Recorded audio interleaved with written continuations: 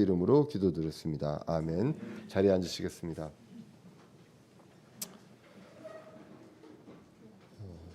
오늘은 갈라디아서 3장 6절에서 14절 말씀을 통해서 성경 기록의 선포하심이란 제목으로 말씀을 같이 살펴보고자 합니다. 우리가 갈라디아서를 계속 읽어가고 있습니다. 갈라디아의 지역 교회들에게 보내는 하나님께서 사도 바울을 통해서 보내는 편지입니다. 이들은 바른 복음으로 구원을 받았습니다. 그리고 하나님의 자녀가 되었습니다. 그런데 다른 복음으로 속히 떠나고 있습니다. 그래 이 갈라디아 성도들에게 보내는 하나님의 책망의 편지라고 이제 볼 수가 있습니다. 그래서 이들은 믿음으로 은혜로 구원받았는데 그 위에 행위, 율법 이런 것들을 이제 추가하게 됩니다. 그 외적인 영향으로 인해서 그 기득권들이나 유대교주의자들의 그 외적인 영향에 의해서 그들의 눈치를 보고 두려워함으로 인해서 원래 바른 복음을 갖고 있었는데 거기에서 이제 떠나는 그런 일이 일어나고 있습니다. 이게 비단 이제 갈라디아 교회만 있을 것이냐 아니면 우리에게도 있는 것이냐라고 봤을 때 우리도 사람인지라 그리고 또 우리 국가에 속한 사람인지라 늘 세상의 눈치를 보게 됩니다. 그러니까 의식하건 간에 눈치를 보게 되죠. 그런데 그런 부분들이 자칫 우리가 바른 복음을 떠나게끔 하는 것은 아닌지 우리가 돌아볼 필요가 있다는 것입니다. 그래서 이 부분에 대해서 강하게 책망을 합니다. 보통은 1장에서 많은 이제 문안 인사가 있고 막 이래 여러 칭찬이 있는데 갈라디아서는 이제 그런 거 없이 바로 그냥 책망으로 들어가는 것을 보게 됩니다. 그리고 사도 바울이 정말 이 문제, 이 할례 문제, 그 율법의 행위의 문제가 얼마나 중요했는지, 그래서 그것 때문에 얼마나 이제 투쟁을 했는지, 이 투쟁의 역사에 대해서 이제 1장에서 나와 있는 것들을 이제 보게 됩니다. 그래서 그 여러 가지 그 히스토리를 이야기하고 그 다음에 이제 본질도 이야기를 하게 되죠. 그래서 결국은 우리는 그리스도의 믿음으로 구원받고 성도의 삶을 사는 데 있어서도 그리스도의 믿음으로 산다라고 말씀하고 있습니다. 결국 이 모든 것의 원천은 그리스도의 믿음입니다. 우리가 들음으로써 그 믿음을 믿게 되고 그리스도의 믿음이 이제 들어오게 된다라고 성경은 말씀하고 있습니다.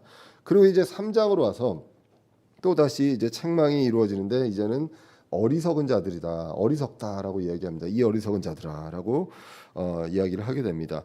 1절에서 5절은요. 이제 이 부분들에 대해서 강하게 이야기하면서 그들의 경험을 기억하라라고 말씀하고 있습니다. 그래서 주관적입니다. 경험은 결국 주관적이죠. 내 인생의 경험이기 때문에 내가 느낀 감정이 있습니다. 그래서 이런 것들은 경험이지만 그 삶 속에서 나한테 이 강렬하게 주셨던 그 기억이 있습니다. 그것은 너무 강렬해서 보통 잊지 못하죠.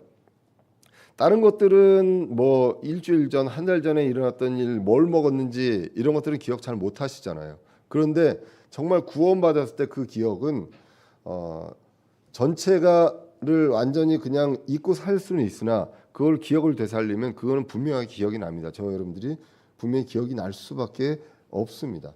그래서 이런 강렬한 기억을 하나님께서 이제 주시게 됩니다. 저와 여러분들에게. 그래서 이 부분들에 대해서 분명하게 다시 한번 생각을 해봐라. 그걸 생각하면 너희들이 지금 이렇게 다른 복음을 떠날 수 있느냐라는 것들을 말씀하고 있습니다. 그래서 1절에서 보시면 그리스도께서 십자가에서 못 박히신 것이 분명하게 제시됐다. 네 눈앞에서. 그러니까 실제로 보지는 않았지만 정말 본 것처럼 선명하게 제시되었다라고 기록을 하고 있는 것입니다. 그래서 중요한 것은요. 복음은 들었지만 본 것처럼 선명하게 제시되어야 한다는 것입니다. 정말 예수 그리스도가 십자가에 못 박혀 달리신 그 모습을 선명하게 본 것처럼, 그리고 내가 그렇게 같이 함께 못 박혀 있는 것처럼 선명하게 구체적으로 선포가 되는 것입니다. 추상적이거나 시적인 것이나 복잡한 것 이런 것이 아니라는 것이죠. 그 얼마 전에 이제 저희 학교에서 이제 뭐 이렇게 얘기를 하다가 뭐 요즘 많이 이슈가 되는 이제 그 작가가 있지 않습니까? 한강이란 작가가 노벨상 탄 작가가 있는데 그분들의 책을 읽은 분들이 뭐 첫 번째, 두 번째 페이지만 읽어도 확 빨려 들어온다라고 이야기를 하더라고요. 그래서 제가 사실 저는 추상적인 거를 끝까지 못 읽거든요. 처음부터 이게 소설이면 구체적이어야 되는데 대부분 이제 시적이라고 그러더라고요, 표현이. 그래서 내가 그 얘기를 했다가 당신은 공돌이가 맞소라고 이야기를 하더라고요. 뭔가 구체적으로 우리가 복음을 들었을 때 내가 정확하게 설명을 못 하겠는데 그 내가 보지는 못했는데 근데 뭔가 이런 거야라고 이야기하는 것이 아니라 정말로 분명하게 눈으로 본 것처럼 제시되는 그러한 복음. 그것이 나한테 강렬하게 확실한 어떤 확신으로서 나한테 경험이 있게 된다는 것입니다.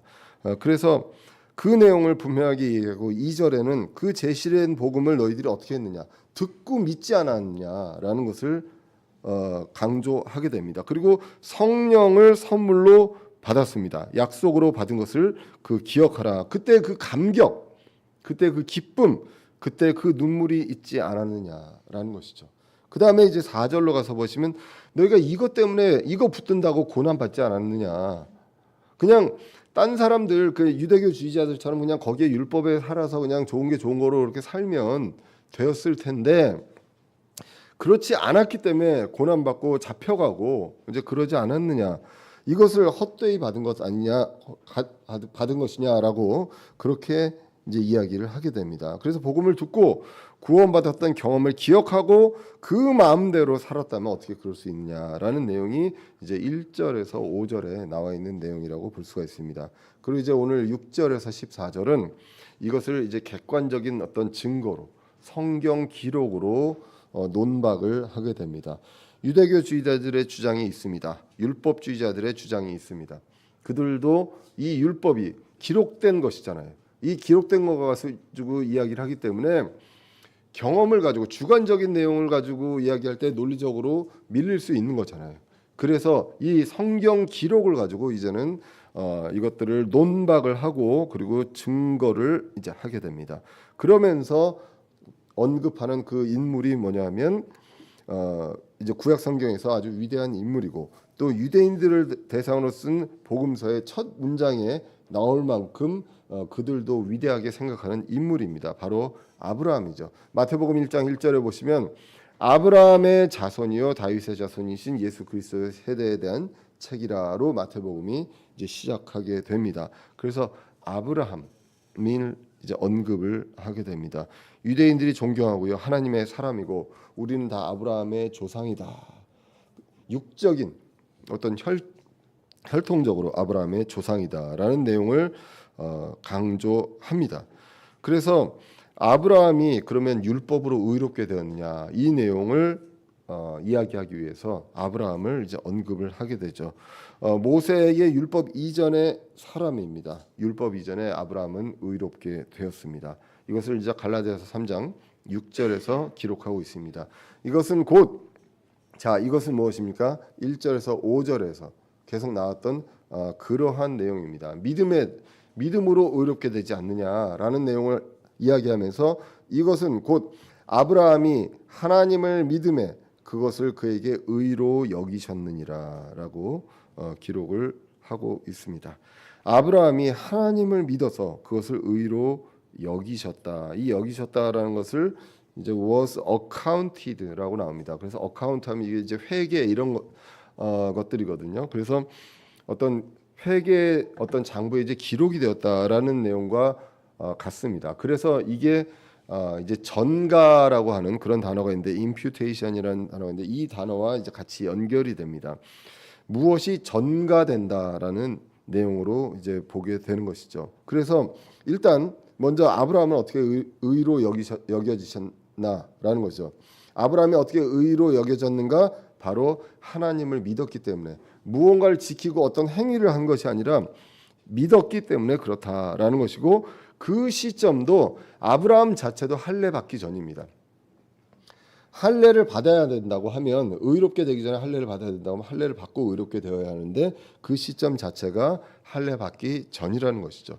그래서 로마서 4장 11절에 보시면 그가 할례의 표적 곧 아직 할례 받지 않은 때에 그가 소유한 믿음의 의를 봉인한 표적을 받았으니 이것은 그가 할례를 받지는 아니하였으나 믿는 모든 자들의 조상이 되어 그가 그 의가 그들에게도 인정되게 하려 하며 여기서 이 인정 이것이 이제 전가되게 이제 마제스티 성경에서는 전가되게 하려 하며라고 나와 있습니다. 그래서 의가 전가됩니다.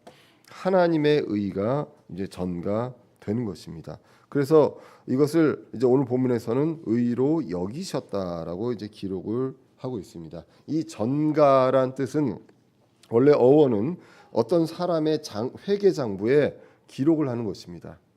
그래서 우리의 회계 장부에 저와 여러분들의 회계 장부가 있는데요. 그 장부에 하나님의 의가 기록이 되어 있습니다. 이제 네 장부에 내 의가 있는 거야라고 말씀을 하고 있습니다. 내 의가 아니라 나의 어떤 삶의 이 회계 장부에 하나님의 의가 이제 기록되어 있습니다. 그것을 전가라고 하는데 이것을 아브라함을 통해서 이렇게 하셨다라고 기록을 하고 있습니다. 만약에 여러분들의 통장에 누가 엄청난 금액의 돈을 입금을 시켰다고 하면 여러분 기분이 좋으시겠습니까? 안 좋으시겠습니까? 저는 가끔 그런 상상을 하거든요. 제가 속물인지 어떤지 모르겠는데 그러면 만약에 누가 이렇게 해서 탁 오면 일단 어디다 쓸까 이런 생각들을 하게 됩니다. 그냥 현실적으로 일어나지 않는 거임에도 그런 상상을 하면 기분이 좋죠. 근데 저와 여러분들 이 회계 장부에 내가 이 장부를 들고 하나님 앞에 가야 하는데 이 장부에 내가 한 게 아무것도 없어요. 근데 여기에 하나님의 의 딱 적혀 있는 거예요.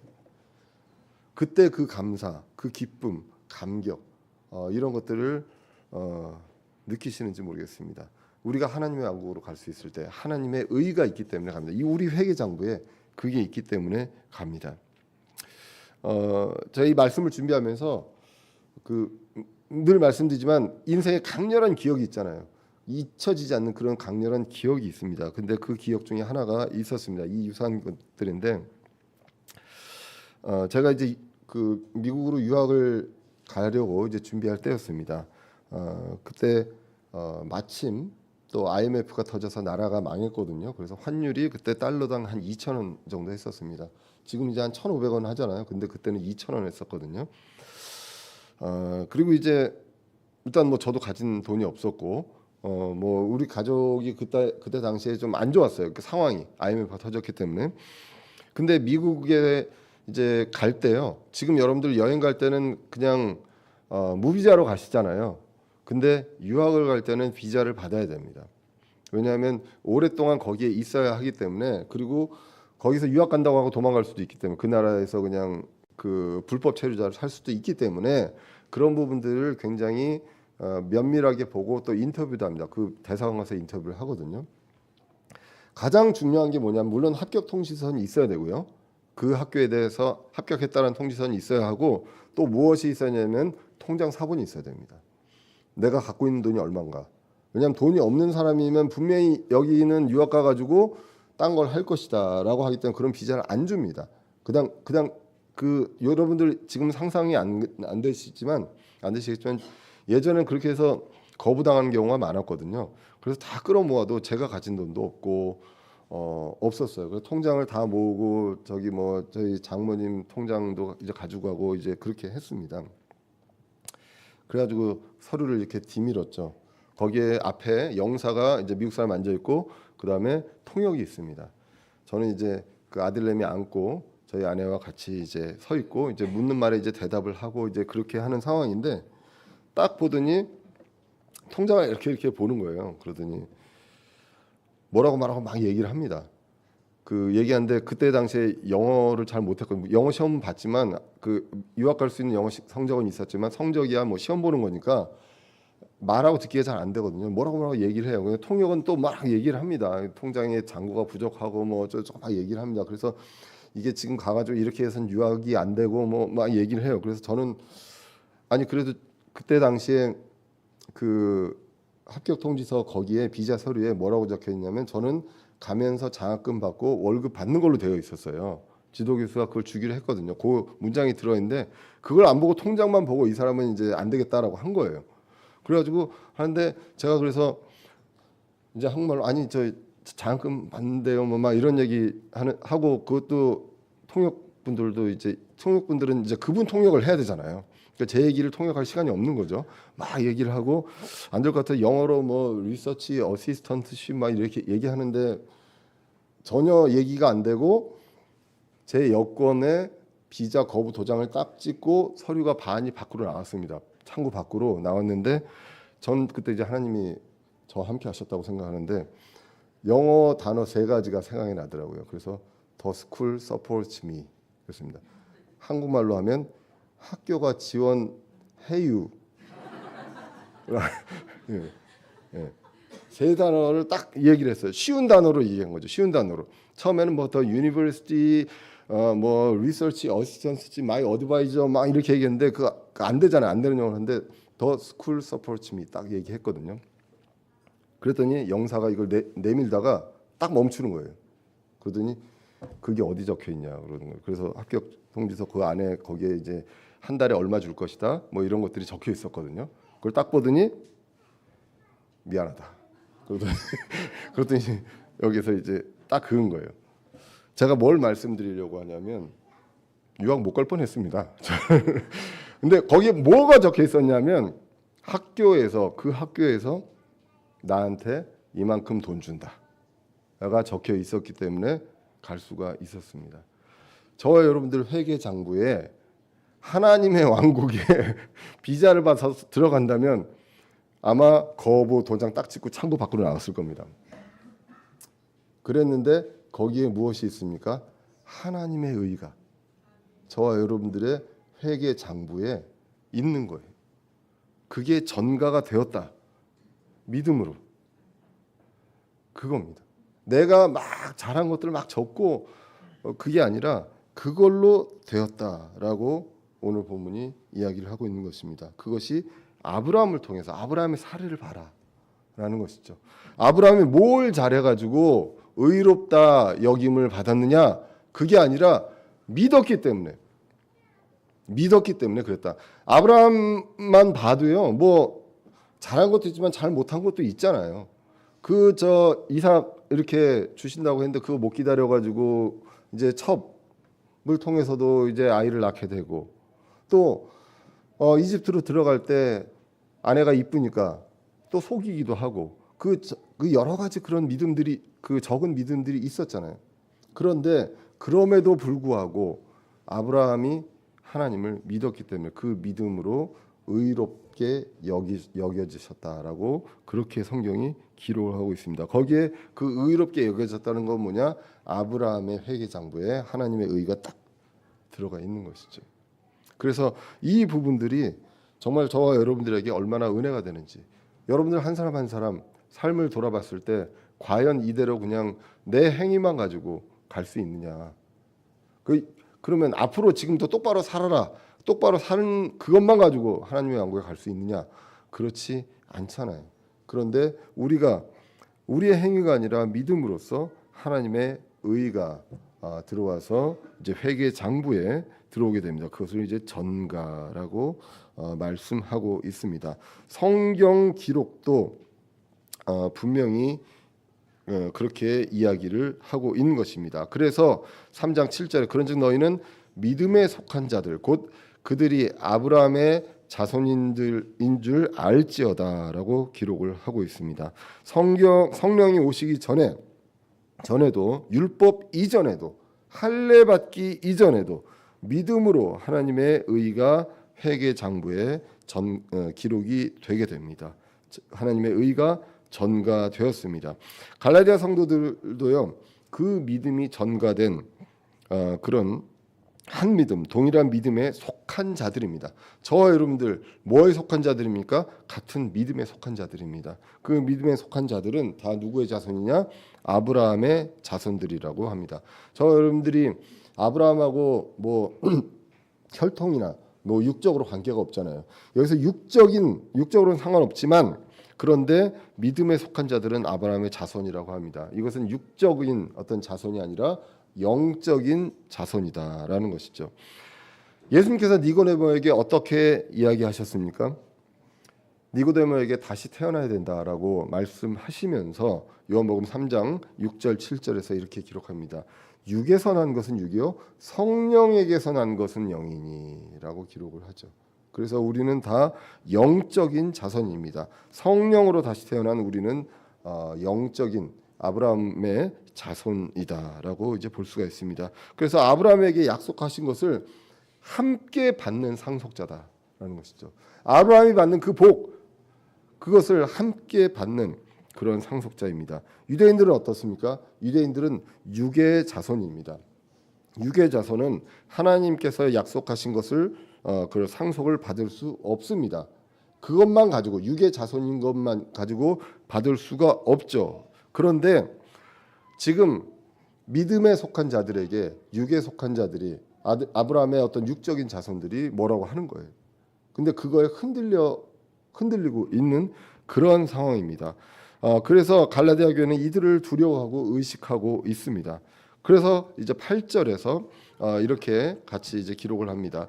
또 하나님께서 믿음을 통해 이 교도들을 의롭게 하려 하심을 성경 기록이 미리 보고 아브라함에게 미리 복음을 선포하여 이르되 내 안에서 모든 민족들이 복을 받으리라 하였으니라고 이제 기록을 하고 있습니다. 8절은 좀 특이하고 이제 주목할 것이 있습니다. 하나님께서 믿음을 통해 이교도를 의롭게 하시려고 아브라함을 사용을 하셨습니다. 그 내용이 나오거든요. 근데 여기에서 그런데 특이한 게 앞에 하나님께서라고 나오죠. 하나님께서 믿음을 통해 이교도를 의롭게 하려 하심을 누가 미리 봤습니까? 성경 기록이 미리 봤습니다. 보통은 하나님이 미리 봤다고 이제 해야 하잖아요. 그런데 성경 기록이 미리 보고 주어가 그렇습니다. 성경 기록이에요. 성경 기록이 미리 보고 성경 기록이 미리 선포하였다라고 성경이 말씀하고 있습니다.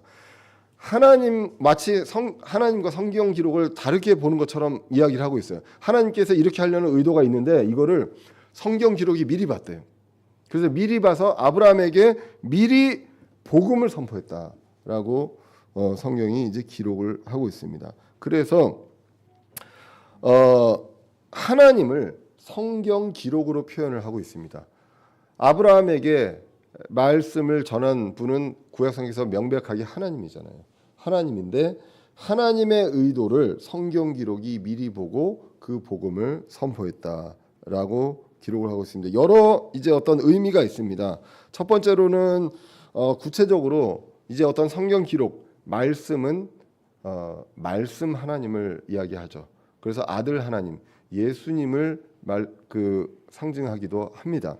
그래서 요한일서 5장 7절에 보시면 하늘에 증언하는 세 분이 계시니 곧 아버지와 말씀과 성령님이시라 또 이 세 분은 하나이시니라라고 해서 아버지, 말씀, 성령님 이렇게 이제 기록이 되어 있습니다. 그래서 예수님으로 보는 해석할 수 있는 그런 견해도 있습니다. 이 땅에 현현하시기 전에 그 아들 하나님이 하셨다는 그런 것도 있고 또 하나님인데 성경 기록이 하나님인데 지금의 어떤 이 성경 기록도 결국은 하나님의 말씀이다라는 그러한 의미로 이것을 성경 기록이 미리 보고 말씀하셨다, 복음을 선포했다라고 이제 해석하기도 합니다. 그래서 무엇이냐면 성경 기록이 아브라함에게 미리 복음을 선포했다라는 것입니다. 나중에 앞으로 이교도들이 믿음으로 의롭게 되는 이러한 것들에 대한 것들을 미리 아시고 그렇게 될 걸 미리 아시고 아브라함에게 미리 복음을 선포하셨다. 성경 기록이 당시에는 성경 기록이 없었잖아요. 성경 기록이 없었는데 성경 기록이 미리 보고 선포하셨다. 이렇게 이제 기록을 하고 있습니다. 그래서 구약에서 이제 아브라함에게 이렇게 약속하셨죠. 아까 본문에 나와 있는 그 기록입니다. 그래서 창세기 12장 2절에 내가 너로부터 큰 민족을 만들고 내게 복을 주어 내 이름을 크게 하리니 내가 복이 되리라. 이것을 이제 갈라디아서 3장 8절에서 인용한 것입니다. 창세기에 나와 있는 이 내용을 인용을 해서 이렇게 하였다. 선포하여 이르되 내 안에서 모든 민족들이 복을 받으리라 하였으니라고 오늘 갈라디아서 3장 8절에서 이제 기록이 되어 있습니다. 아브라함에게 복음을 선포했다고 오늘 갈라디아서 3장 8절은 기록을 하고 있습니다. 그래서 그것을 듣고 믿었기 때문에 아브라함이 믿게 되었습니다. 그래서 믿고 그것으로 의롭게 여겨졌다라고 성경이 기록을 하고 있습니다. 그래서 무엇을 믿었는가에 대해서 이제 피터 러크만 주석에서 보면 아브라함은 도대체 무엇을 믿었는가? 그랬을 때 부활을 믿었을 것이다라고 기록을 합니다. 이 선포된 복음을 듣고 부활을 믿었을 것이다. 왜? 이삭을 죽이려고 합니다. 왜? 하나님의 뜻을 따라서 죽이려고 합니다. 창세기 22장 8절에 보시면 아브라함이 이삭과 함께 이제 제물을 드리러 이제 가게 되죠. 그러면서 아브라함이 이렇게 말합니다. 아브라함이 이르되 내 아들아 번제 허물로 쓸 어린 양은 하나님께서 자신을 위해 예비하시리라 하고 이처럼 그 두 사람이 함께 갔다라고 기록합니다. 이것을 그냥 거짓말이라고 이제 볼 수도 있습니다. 하지만 아브라함은 이것을 믿었을 것이다라고 보는 것이 더 타당합니다. 하나님께서 번제 허물로 쓸 양을 예비하시거나 아니면 이삭을 죽여도 다시 살리리라. 왜? 복음을 들었기 때문에 그것을 믿고 갔다는 것이죠. 그래서 그것을 믿기 때문에 순종합니다. 창세기 22장 18절입니다. 이것이 다 끝나고 나서 내 씨 안에서 땅의 모든 민족들이 복을 받으리니 이는 내가 내 음성에 믿었기 때문이라가 아니라요. 순종하였기 때문입니다. 믿고 왜 순종할 수 있었습니까? 그 믿었기에 순종할 수 있는 것이죠. 그 드라마나 영화를 보면 그 가끔 이제 이 급박한 상황, 막 도망가고 있는 상황이 되면 여러분들이 막 그 거기 감정 이입이 되잖아요. 나도 막 도망가야 되잖아요. 도망가야 되는데 귀한 사람을 데리고 가야 되는데 설명할 시간이 없어요. 그때 어떻게 합니까? 나 믿어, 빨리 따라와.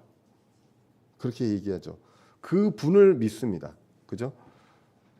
근데 꼭 답답하게 가면서 왜 그런지 설명해봐. 이런 사람들이 있어요. 지금 시간 급해 죽겠는데.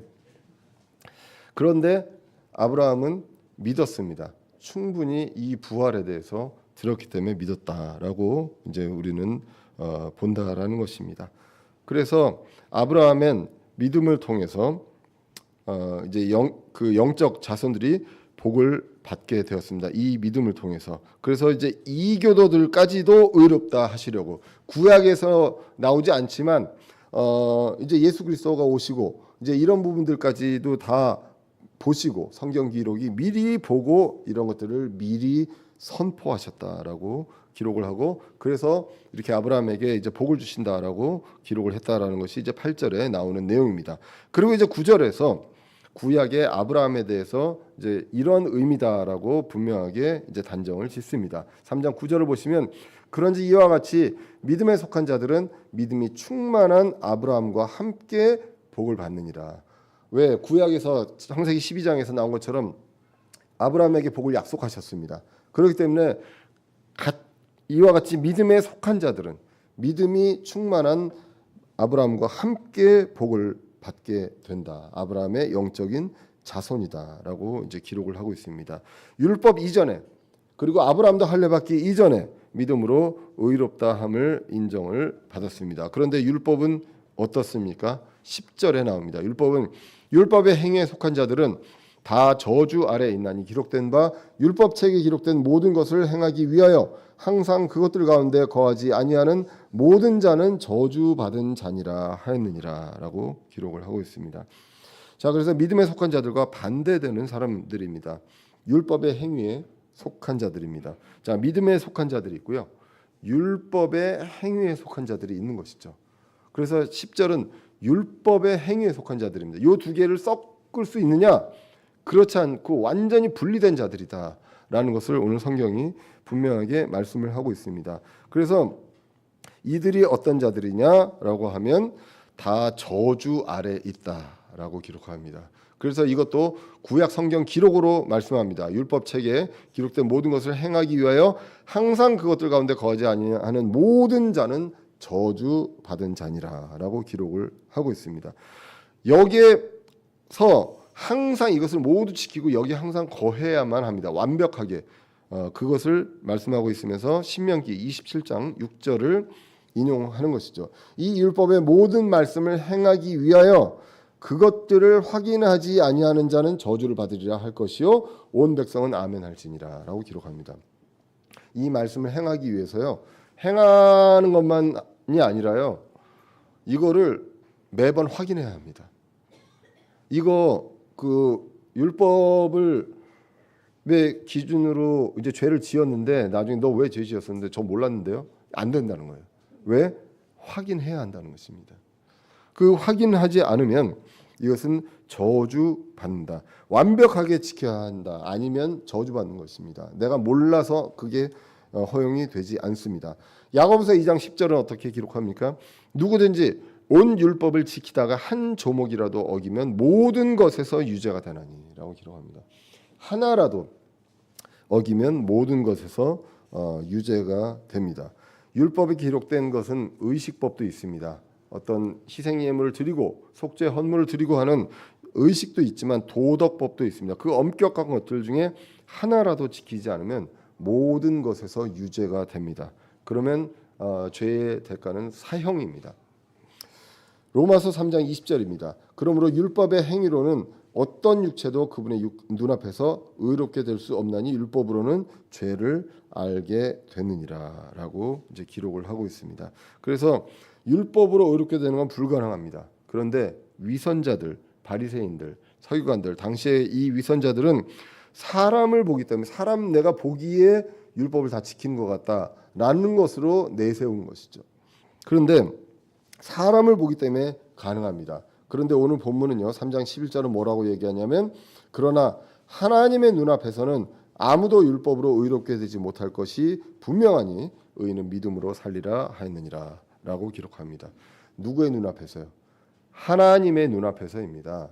하나님의 눈앞에서 사람의 눈앞이 아니라 하나님의 눈앞에서는 아무도 율법으로 의롭게 될 수가 없습니다. 이거는 불가능입니다. 그렇기 때문에 성경 기록이 뭐라고 이야기하느냐? 의인은 율법으로 살리라가 아니라 의인은 믿음으로 살리라라고 기록을 하고 있다라고 이제 하박국 2장 4절을 기록을 하고 있습니다. 하나님은 방법을 주셨는데 두 가지 방법을 주셨는데 우리 힘으로는 다 불가능합니다. 그런데 불가능을 하나님께서 가능케 하셨습니다. 한 가지 방법은 율법을 통해 죄를 알고 그 대가로 죽을 수밖에 없는 우리들입니다. 이것은 율법을 통해서 가는 방법인데 이것은 불가능입니다. 우리는 죽어야 합니다. 우리가 죽어야 합니다. 그런데 십자가로 분명하게 제시된 복음이 있습니다. 들었지만 본 것처럼 분명하고요. 구체적인 복음을 듣고 믿음으로 성령을 받고 구원해 주셨습니다. 그렇기 때문에 불가능을 가능케 하셨습니다. 그런데 이 갈라디아 교회는 다시 불가능한 방법으로 돌아가려고 하고 있습니다. 11절은 그것을 강조하고 있습니다. 그러면서 의인은 믿음으로 사는 것이다. 율법으로 사는 것이 아니다라고 이제 기록을 합니다. 근본이 서로가 다르다는 것입니다. 율법과 믿음이. 그래서 12절에 또 율법은 믿음에서 나지 아니하나니 오직 그것들을 행하는 사람은 그것들 가운데서 살리라 하느니라. 계속해서 구약의 성경 기록을 인용을 하고 있습니다. 율법은 절대 믿음에서 나올 수가 없습니다. 지금 갈라디아 교회가 하는 것들은 믿음을 통해서 구원받았는데 율법을 이야기하는 것입니다. 마치 믿음에서 율법이 나는 것처럼 이야기하고 있는데 그런 것이 아니라 완전히 근본적으로 원천이 다른 것이다라고 성경이 이제 말씀을 하고 있습니다. 그래서 율법을 행하는 사람들은 그것들 가운데서 살리라라고 기록이 되어 있죠. 그러니까 율법을 행하는 사람, 율법을 행해야만 삽니다. 그대로 지켜야만 사는 것입니다. 레위기 18장 5절을 언급한 것입니다. 그런즉 너희는 내 법규와 내 판단의 법도를 지킬지니 사람이 그것들을 행하면 그것들 가운데서 살리라. 이 복음, 이 말씀을, 성경 말씀을 오늘 갈라디아서 3장 12절이 언급을 하게 됩니다. 믿음에서 난 것이 아니고 율법이기 때문에 그건 율법 가운데서 살고 그 가운데에서만 있어야만 산다. 거기는 믿음이 있고 없고와 상관없이 율법을 통해서만 살 수가 있는 곳이다. 그런데 그것은 불가능하다라는 것이고요. 은혜입니다. 믿음으로 삽니다. 율법이 믿음에서 나지 않았다는 것을 이제 오늘 전체가 이제 말씀을 하고 있습니다. 갈라디아 교회가요, 믿음에서 율법으로 가는 것은 근본이 다른 것으로 가는 것입니다. 그냥 여기에서 확장되어 가는 그런 개념이 아니라 근본이 다른 것입니다. 그래서 율법은 저주입니다. 그렇기 때문에 그 저주에 있는 우리가 나와야 하는 것이죠. 근데 내 힘으로 나올 수 없기 때문에 우리는 구출받아야 합니다. 그래서 이것이 율법이 믿음과 같이 가는 것이 아니라 빠져나와야 하는 것이기 때문에 그러기 때문에 그리스도가 그 역할을 해주셨다라는 것이 오늘 본문의 말씀입니다. 13절에 보시면 그리스도께서 우리를 위해 저주가 되사 율법의 저주에서 우리를 구속하셨으니 기록된 바 나무에 달리는 모든 자는 저주받았느니라 하느니라라고 기록을 합니다. 십자가는 신약에서 저주의 도구입니다. 삶이 아니라 죽음의 도구입니다. 그래서 우리 죄에 대한 형벌을 내리는 도구로, 사형의 도구로 아주 극형에 처하는 것이 바로 십자가였죠. 그래서 율법을 통해서는 살 수가 없고요. 그냥 십자가로 가게 됩니다. 그래서 이 부분들에 대해서 예수 그리스도께서 우리를 위해 저주가 돼서 율법의 저주에서 우리를 구속하셨다는 것은 값을 치르고 사셨다는 것입니다. 그래서 대가를 치르고 이제 사신 것이죠. 대신 사셨다라고 이제 성경이 기록하고 있습니다. 그래서 여기서도 이제 이 저주, 그리스도가 저주가 됐다는 것, 이 부분들을 인용하기 위해서 구약 성경의 신명기 21장 22절을 인용을 하게 됩니다. 나무에 달리는 모든 자는 저주 받았느니라라는 내용인데요. 신명기 21장 22절 23절에 보시면 사람이 만일 죽음에 해당하는 죄를 지어 그를 죽여야 하므로 내가 그를 죽여 나무 위에 달거든 그의 몸을 밤새도록 나무에 두지 말고 반드시 그 날에 그를 묻어서 내 주 내 하나님께서 내게 상속제사를 주시는 내 땅을 더럽히지 말지니라. 나무에 달린 자는 하나님께 저주받은 자니라라고 이제 기록이 되어 있습니다. 그래서 아시겠지만 예수님께서도 나를 넘기지 않고 십자가에서 내리셨죠. 그 의미는 무엇이냐?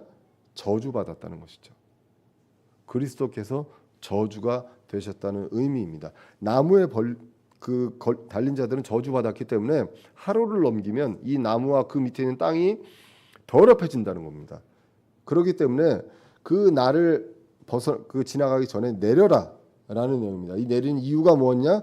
저주받았기 때문에. 그러면 예수님도 그렇게 내려졌습니다. 십자가에서. 그 이야기는 뭐냐? 예수님께서 저주받으셨다. 그리스도께서 저주가 되셨다라고 성경이 기록되어 있습니다. 그래서 이것이 오늘 성경 전체에 나와 있는 그런 구속입니다. 고린도후서 5장 21절입니다. 하나님께서 죄를 알지 못한 그분을 우리를 위하여 죄가 되게 하신 것은 우리가 그분 안에서 하나님의 의가 되게 하려 하심이라. 예, 우리의 죄가 예수 그리스도께 전가가 됩니다. 그리고 그것을 통해서 하나님의 의가 우리에게 전가가 됩니다. 그것을 이렇게 고린도후서 5장 21절에서 표현을 하고 있습니다. 이 행위는 무엇을 위해서 하신 것이냐? 고린도전서 6장 20절입니다. 주께서 값을 치르고 너희를 사셨다. 이것이 구속이죠. 그런즉 하나님의 것인즉 너희 몸과 너희 영으로 하나님께 영광을 돌리라라고 이제 기록이 되어 있습니다. 이러한 이 복음이 그리스도의 십자가가 갈라디아 성도들에게 분명하게 제시되었다고 오늘 갈라디아서 3장 1절에서 이제 기록이 되어 있습니다. 십자가를 보면 어떻습니까? 여러분들 십자가를 보면 어떤 생각이 들어가겠습니다. 아, 내가 그리스도와 함께 저기에 못 박혀 있구나. 내가 그리스도를 믿는 순간 내가 그리스도의 몸이 되었기 때문에 이제는 그리스도의 십자가에 그리스도와 함께 십자가에 못 박힌 것이 되었다라는 것이죠. 이제는 내가 어떻게 삽니까? 그리스도의 몸이 돼서 또 삽니다. 내 안에 그리스도가 계신다라는 것이죠. 갈라디아서 2장 20절입니다. 내가 그리스도와 함께 십자가에 못 박혀 있으나 그럼에도 불구하고 사노라. 그러나 내가 아니요 그리스도께서 내 안에 사시느니라. 나는 지금 내가 육체 안에서 사는 삶을 나를 사랑하사 나를 위해 자신을 주신 하나님의 아들의 믿음으로 사노라라고 기록을 합니다. 복음을 믿으면 그리스도와 함께 십자가에 못 박혀 그 죄값이 치러지고요. 죽고 장사되고 다시 부활합니다. 그래서 이제 사는데 그리스도의 몸으로 삽니다. 저와 여러분들이 그리스도의 몸의 일부분 지체들로 이제 살아가고 있는 것입니다. 그래서 이제는 우리의 믿음 그 밑에 그리스도의 믿음으로 살게 됩니다. 이것은 율법과 전혀 조금이라도 섞일 수 있느냐 섞일 수 없다는 것이 오늘 본문의 말씀입니다. 다시 오늘 13절에 보시면 그리스도께서 우리를 위해 저주가 되시고 십자가에 못 박히심으로 우리를 율법의 저주에서 구속하셨다. 값을 치르고 라고 나오게 되고 이것은 이라고 하면서 오늘 본문 14절이 나오게 됩니다. 이것은 아브라함의 복이 예수 그리스도를 통해 이방인들 위에 임하게 하고 우리가 믿음을 통해 성령을 약속으로 받게 하려 함이라라고 이제 기록이 됩니다. 이제 아브라함의 복이 우리에게 같이 이제 임하게 됩니다. 우리는 아브라함의 자손입니다. 믿음에 속한 자들은 아브라함의 영적인 자손이 되었습니다. 이것을 위해서 아브라함이란 인물이 그 성경에서 율법 이전에 할례 이전에 믿음으로 의롭게 되었다는 것을 이제 성경 기록을 통해서 갈라디아 교인들에게 이제 교회에게 이제 이야기하고 있는 것입니다. 그래서 성령을 약속으로 받게 그 약속으로 성령을 받았고요. 그래서 그것을 이제 경험으로 기억하라는 것이 1절 5절에 나와 있는 내용이고 6절에서 14절은 성경 기록을 통해서 이렇게 선포하게 됩니다. 그래서 이것을 이제 증거하게 되는 것입니다. 우리에게 분명하게 눈으로 본 것처럼 구체적으로 제시된 복음입니다. 늘 말씀드리지만 저는 쉬운 것도 어렵게 이야기하는 재주가 있습니다.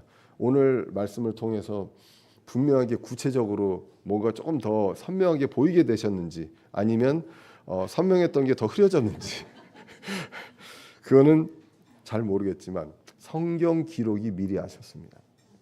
그리고 성경 기록이 선포합니다. 제 부족한 입으로 제 부족한 말주변으로 복음이 선포되는 것이 아니라 성경 기록이 선포하고 알려주십니다. 베드로도 베드로 후서에서 똑같이 이야기합니다. 내가 직접 예수님 봤거든. 예수님 보고 예수님과 함께 있고 이 모든 것들을 다 봤는데 그런데 뭘 이야기하냐면 19절에 또한 우리에게는 더 확실한 대언의 말씀입니다.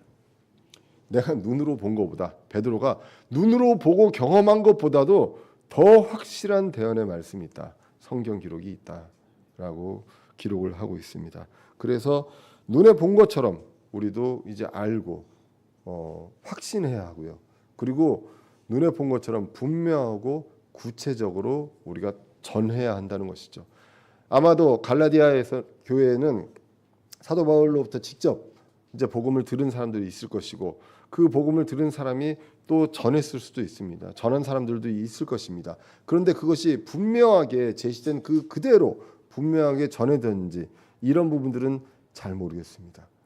만약에 그렇다면 우리는 다시 한번 우리가 이 복음에 대해서 살펴보고 내가 확신하고 이 확신한 것을 구체적으로 그 듣는 사람이 눈으로 본 것처럼 분명하게 알 수 있도록 설명하고 선포해야 한다는 것이죠. 눈에 본 것처럼 제시하고 선포하신 성경 기록을 우리는 의지합니다. 그리고 그분의 믿음으로 확신을 갖고 살아가면서 분명하게 전해야겠습니다. 주님 다시 오신 날까지 정말 얼마 남지 않은 다시 오신 날까지 나는 이제 구원받았으니까 괜찮아라고 지낼 것인지 아니면 정말 하루라도 한시라도 더 급하게 내 주위에 있는 내 사랑하는 사람들, 주위에 있는 사람들에게 이것들을 분명하게 전할 것인지. 우리는 분명하게 선택지가 있지만 답은 정해져 있죠. 예, 그래서 그 길을 우리가 성실하게 나아가는 저 여러분들 되시기를 간절히 기원합니다.